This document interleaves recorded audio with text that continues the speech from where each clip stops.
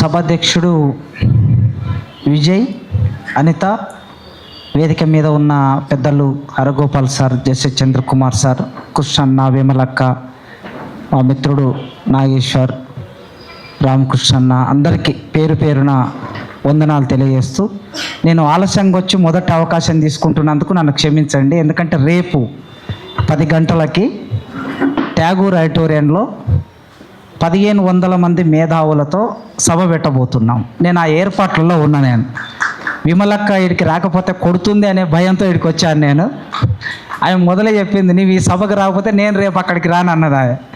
అందుకోసమే రెండోది నా బాధ్యత కూడా, ఎందుకంటే క్యాసెట్ ఇవన్నీ ఆవిష్కరిస్తున్న సందర్భం కనుక కంపల్సరీ వచ్చిపోదామని వచ్చాను. మిత్రులారా, వర్గీకరణ గురించి 30 ఏళ్ళుగా ఈ వేదిక మీద ఉన్న పెద్దలందరూ మాట్లాడుతున్నారు. మీలో చాలామంది దానికి సంఘీభావంగా ఉన్నారు. ఆ ఉద్యమానికి అండదండలుగా వివిధ సందర్భాల్లో ఆ నేపథ్యంలో జరిగిన అనేక సంవాదాలు, చర్చలు, నిందలు ఇవన్నీ చరిత్రలో భాగమయ్యాయి. ఇది చివరి అంకానికి వచ్చింది అని మనం అందరం అనుకుంటున్నాం. నేరుగా సుప్రీంకోర్టే జోక్యం చేసుకున్నది కనుక ఒక తీర్పు ఇచ్చింది. ఆ తీర్పు రాజ్యాంగబద్ధంగా ఏ సమస్య అయితే ఉంది అని గతంలో సుప్రీంకోర్టు అన్నదో ఆ సమస్య ఏమీ లేదు. దీన్ని రాష్ట్ర ప్రభుత్వాలు అన్ని సామాజిక వర్గాలకి సమన్యాయం చేకూర్చే విధంగా వర్గీకరణ చేసుకోవచ్చు ఎస్సీ రిజర్వేషన్ను అని సుప్రీంకోర్టు స్పష్టంగా తీర్పిచ్చింది. తీర్పిచ్చిన సందర్భంలో ఇది చివరి అంకం అనుకుంటున్నాం. అందుకే మేము రేపు మేధావుల సభలో కూడా ఎస్సీ రిజర్వేషన్ వర్గీకరణ అమలుకై మేధావుల సంఘీభావ సభ అని పెట్టాం. అమలుకై అని పెట్టాం, సాధనకయ్యో లేకపోతే ఇంకోటికైనా. కృష్ణన్ అదే అన్నాడు, నేను ఏదో వేరేది రాస్తే అమలుకై మనం ఎందుకంటే తీర్పు సాధించుకున్నాం, ఇప్పుడు అమలు చేయాల్సి ఉంది అని అన్నారు ఆయన. కనుక ఈ సందర్భంలో సహజంగా భావోద్వేగాలు ఉంటాయి అన్ని సామాజిక వర్గాల్లో.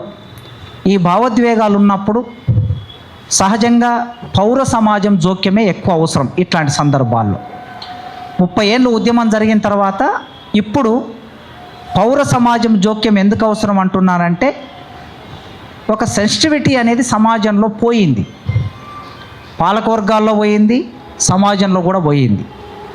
ఏమీ తెలియని, తమకు నచ్చని ఒక అభిప్రాయాన్ని యువతలు వాళ్ళు ఎవరైనా చెబితే నచ్చకపోతే చాలు ఆ మనిషి మీద పడి అన్ని రకాల హననం చేయటం అనే స్వభావం సమాజంలో పెరిగిపోయింది.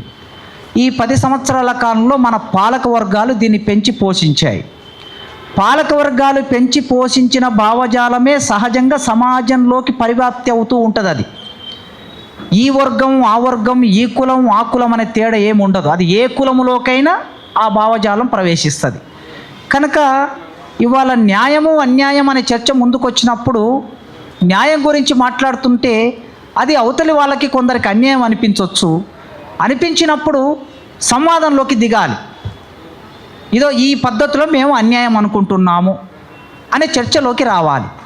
చర్చలోకి రాకుండా వ్యక్తులని టార్గెట్ చేసే ఒక కార్యక్రమం మొదలుపెట్టారంటే తమ చర్చలో బలం లేదని అర్థం. తమ దగ్గర ఉన్న సరుకులో బలహీనంగా ఉన్నారని అర్థం. వాదన శాస్త్రీయంగా లేదని అర్థం. అందుకోసమే ఎంత దూరమైన చర్చ చేయవచ్చు, ఎన్ని రోజులైనా చర్చ చేయవచ్చు. దానికి మనం సిద్ధపడదాం.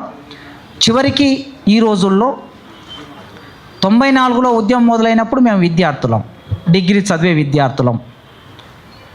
ఇవాళ 30 ఏళ్ళు గడిస్తే మేము 50 ఏళ్ళకి దగ్గరికి వచ్చాం. ఆయన 29 ఏళ్లలో ఉద్యమాన్ని మొదలుపెట్టాడు, 60 ఏళ్ళకు వచ్చాడు. ఆయనకు వయసు వచ్చింది. హరగోపాల్ గారు, బాలగోపాల్ గారు ఆ రోజుల్లో మాకు, నేను అప్పుడు రాడికల్ స్టూడెంట్ యూనియన్లో పనిచేస్తున్న రోజులు అవి. అసలు దీన్ని ఎట్లా అర్థం చేసుకోవాలని పెద్ద సమస్య ఉంది అప్పుడు మాకు. ఉన్నప్పుడు ఆయననే స్వయంగా మేము ఒక 10 మంది ఒక దగ్గర కూర్చుంటే మా నాయకుడు వీరస్వామి ఉండే, సార్ వాళ్ళ స్టూడెంట్, రాడికల్ స్టూడెంట్ యూనియన్కి అధ్యక్షుడు వీరస్వామి, సెంట్రల్ యూనివర్సిటీ. మమ్మల్ని కూర్చోబెట్టి ఒక క్లాస్ చెప్పారు బాలగోపాల్ గారు. రిజర్వేషన్లను ఎట్లా అర్థం చేసుకున్నాం, 85లో ఈ సమస్య వచ్చినప్పుడు, 90లో మండల కమిషన్ వచ్చినప్పుడు ఎట్లా అర్థం చేసుకున్నాం, ఇప్పుడు వర్గీకరణ వచ్చినప్పుడు ఎట్లా అర్థం చేసుకోవాలని ఒక 3-4 గంటల క్లాస్ చెప్పాడు ఆయన. అప్పుడు మేమందరం అర్థం చేసుకొని వర్గీకరణ ఉద్యమంలో భాగమయ్యాం. ఒక సందర్భంలో ఒక వర్గం ఒక డిమాండ్ పెట్టినప్పుడు బాధితుల మీదే బండలేస్తారని పీడిఎస్ విజృంభణ మన పేరు మీద ఒక బుక్ ఉంది. ఎవరైనా ఎక్కడైనా అందుబాటులో ఉంటే దాన్ని పట్టుకొని చదవండి. మా రోజు వీరన్న వీళ్ళందరూ కలిసి వేశారు, బాధితుల మీదే బండలేస్తారా అనేది. 87లో 89లోనో ప్రింట్ అయ్యి వచ్చింది. అది 50, 60, 70 పేజీల బుక్ అది. ఇప్పుడు బాధితుల మీదే బండలేసి ఒక కార్యక్రమం మొదలైంది. అంటే చరిత్ర పునరావృతం అవుతూ ఉంటుంది అని అంటారు కదా, ప్రహసనంగా ఒక్కొక్కసారి హాస్యాస్పదంగా కూడా పునరావృతం అవుతూ ఉంటుంది, క్రూరంగా కూడా పునరావృతం అవుతూ ఉంటుంది చరిత్ర. అందుకే ఆ రోజు రిజర్వేషన్లు కావాలని అడిగిన వాళ్ళ మీద ఎట్లయితే బండలేశారో, మళ్ళీ తిరిగి వాళ్ళ ఆ రిజర్వేషన్లు అడిగిన వాళ్ళు విత్ ఇన్ ద రిజర్వేషన్లో ఉపవర్గం రిజర్వేషన్లు అడిగితే, తమ న్యాయం అడిగితే కూడా అట్లే బండలేసే ఒక సందర్భం ఇప్పుడు వచ్చింది కనుక, దళితులకి రిజర్వేషన్లు కావాలనడం ఎంత సామాజిక న్యాయమో, బీసీలు తమ జనాభాకి తగిన రిజర్వేషన్ కావాలనడం ఎంత సామాజిక న్యాయమో, ఎస్సీలలో ఆ ఉపకులాలు తమకు రిజర్వేషన్లు సామాజిక న్యాయం ప్రకారం తమకు దక్కాలనడం కూడా అంతే సహజం అవుతుంది. ఇక దానికి ఈ మధ్యలో కొందరు మేధావులు బయలుదేరారు. 341 ఆర్టికల్ ఇట్లన్నది, 41A ఇట్లన్నది, బి ఇట్లన్నది, 15 ఆర్టికల్ 15 ఇట్లన్నది, 16 ఇట్లన్నది అని పెడుతున్నారు. ఇదే కాకుండా నేను చెప్పొచ్చో లేదో, అక్క నాకు మొన్న ఒక మెసేజ్ ఫార్వర్డ్ చేసింది, ఒక వీడియో ఫార్వర్డ్ చేసింది. కింద రాసింది, అక్క అన్న ఈ పలానా ఆయన ఈ వీడియోని మెసేజ్ నాకు పెట్టి, మీరు ఈ ఉద్యమానికి సపోర్ట్ చేస్తే మీరు బీజేపీకి సపోర్ట్ చేసినట్లు అవుతుంది అని మెసేజ్ ఆయన పెట్టినట్లుగా నాకు వచ్చింది. అక్క నాకు ఫార్వర్డ్ చేసింది. నేను ఒక ప్రశ్న అడుగుతున్నా, మందకృష్ణ రాజకీయాలు మందకృష్ణన్నాయి, నా రాజకీయాలు నావి, అరగోపాల్ సార్ రాజకీయాలు అరగోపాలు. ఇక్కడున్న మీ అందరికి ఇప్పుడు సత్యనారాయణ మాట్లాడు, ఆయన రాజకీయాలు ఆయనే, జస్టిస్ సార్ ఎవరు రాజకీయాలు వాళ్ళకు ఉన్నాయి. ఇక్కడ మందకృష్ణ రాజకీయాన్ని మాట్లాడడానికి రాలే, మనం సామాజిక న్యాయాన్ని మాట్లాడడం కోసం వచ్చినాం మనం అందరం. ఆనాడు మండల్ కమిషన్ ఎత్తినెత్తుకుంటే శరద్ పవార్ రాజకీయం మాట్లాడడానికి, శరద్ యాదవ్ రాజకీయం మాట్లాడడానికి, లల్లు ప్రసాద్ యాదవ్ రాజకీయం మాట్లాడడానికి మనం సపోర్ట్ చేశామా? కాదు కదా, సామాజిక న్యాయం కోసం సపోర్ట్ చేశాం మనం. ఇవాళ కూడా మందకృష్ణ కాదు, ఇక్కడ మందకృష్ణ పుట్టిన కులము 1 కోటి మంది సమాజం ఉన్నారండి ఈ 2 తెలుగు రాష్ట్రాల్లో. 1 కోటి మంది ప్రజల సమస్య ఇది, ఆయన ఒక్కడి సమస్య కాదు ఇది. ఈ 1 కోటి మంది ప్రజలు రోడ్డు మీదకి వచ్చినప్పుడు, ఆందోళన ఉన్నప్పుడు మనం ఏం చేస్తామనేది క్వశ్చన్. మనం ఏం చేస్తాం? బుద్ధి తెలిసిన వాళ్ళుగా, పౌర సమాజంగా, ఆలోచన పరులుగా, ఉద్యమకారులుగా, ప్రజా సంఘాలుగా, విప్లవోద్యమాలుగా ఏం చేస్తామంటే ఒక లైన్ తీసుకుంటాం. ఈ లైన్ తీసుకున్నప్పుడు తప్పనిసరిగా దాడులు ఉంటాయి, ప్రచారాలు ఉంటాయి, వ్యక్తిత్వ హననం చేయటం ఉంటుంది, అన్నీ ఉంటాయి. అప్పుడు 80లో జరిగినప్పుడు కూడా మన రిజర్వేషన్లు న్యాయబద్ధము అని అన్నప్పుడు, మురళీధర్ రావు కమిషన్ వచ్చినప్పుడు బీసీలకి రిజర్వేషన్లు న్యాయబద్ధము అని అన్నప్పుడు దాడి జరిగింది. మళ్ళీ మండల కమిషన్ అప్పుడు దాడి జరిగింది, ఎవరు సపోర్ట్ చేస్తే వాళ్ళకి. కనుక ఇప్పుడు కూడా అదే జరుగుతుంది. న్యాయం ఉందా లేదా అనేది పాయింట్ ఇందులో. ఆ న్యాయం కోసం మనం ఆ న్యాయాన్ని గెలిపించడం కోసం సాంకేతిక విషయాలను మాట్లాడి తప్పుదారి పట్టించడానికి ప్రయత్నం చేస్తున్నారు కొందరు. తప్పుదారి పట్టించడం, ఒక భావాన్ని ప్రోడ్ చేస్తారు కదా, వండి వార్చడం అంటారు ఒక భావాన్ని, ఆ వండి వార్చే పని చేస్తున్నారు.